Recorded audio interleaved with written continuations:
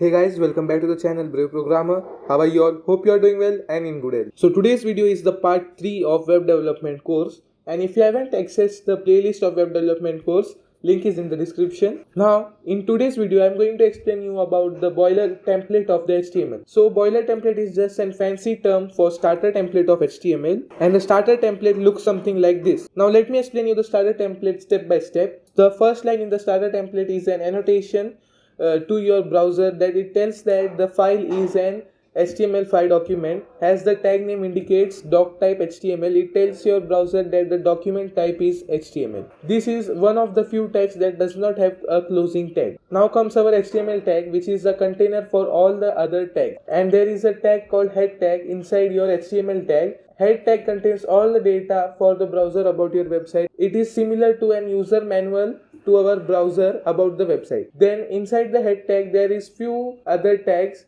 that are called as meta tags. I would explain you the meta tags in another video. For now you need to just understand a title tag which tells about the title of your website to the browser, and in order to write title tag you have to write something like this, and the title would be rendered on the tab of your browser. Now outside your head tag there is another tag called body tag, as you can see here, and whatever you write inside your body tag is displayed into the browser viewport. Everything that you have learned in the last video, like heading, paragraph, etc., all you have to write inside this tag. Now as you can see, this is the starter template, and in order to write your starter template you have a special code snippet in your VS Code.